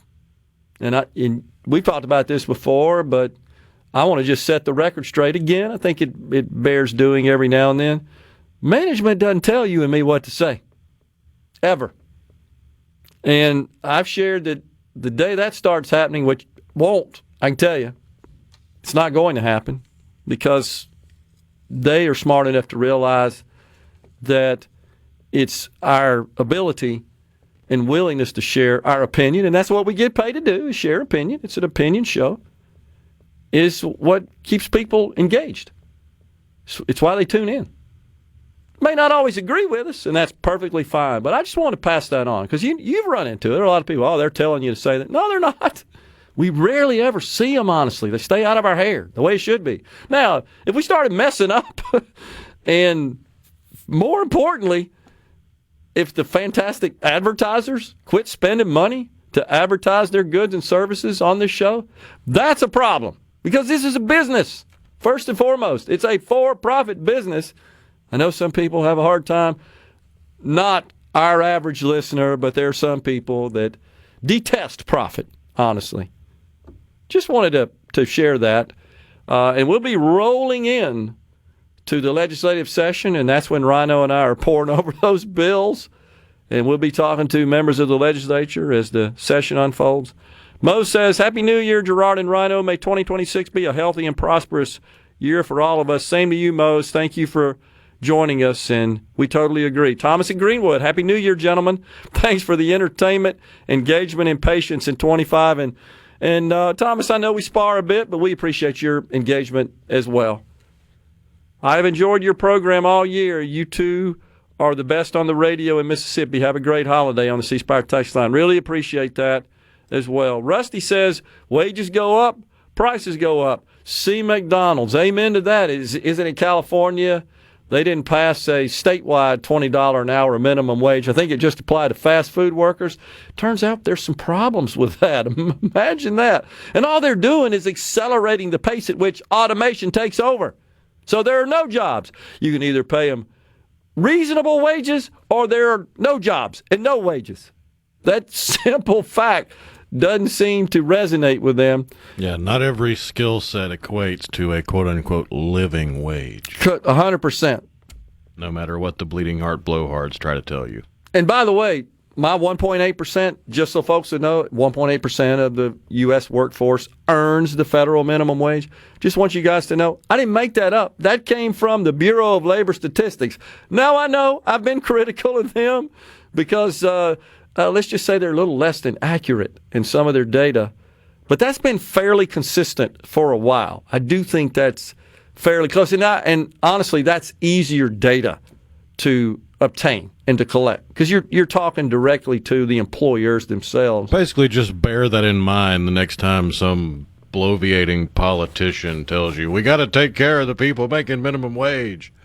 Just remember, it's less than 2% of the population, and it's going to negatively impact your pocketbook more than it's going to positively impact theirs. And something else we should point out from a demographic perspective, if you look at an analysis of how that distributes across the age groups, it's 18 to 24-year-olds.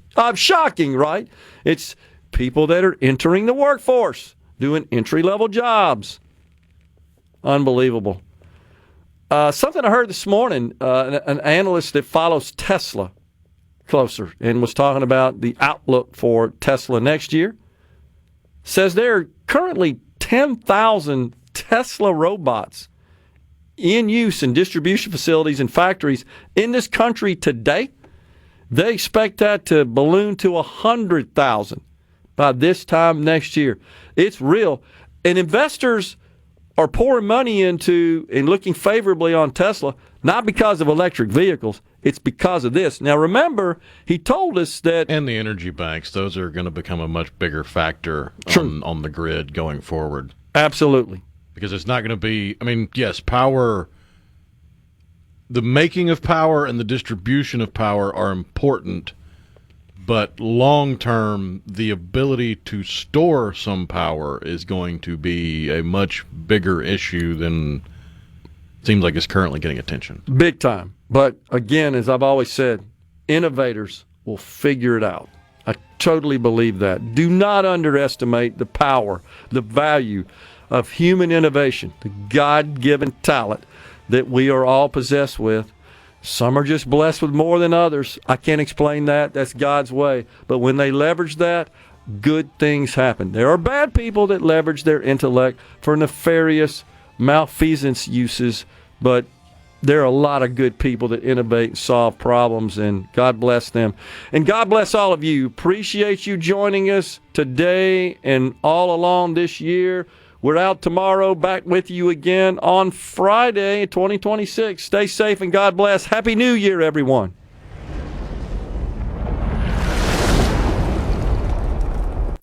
A SuperTalk Mississippi media production.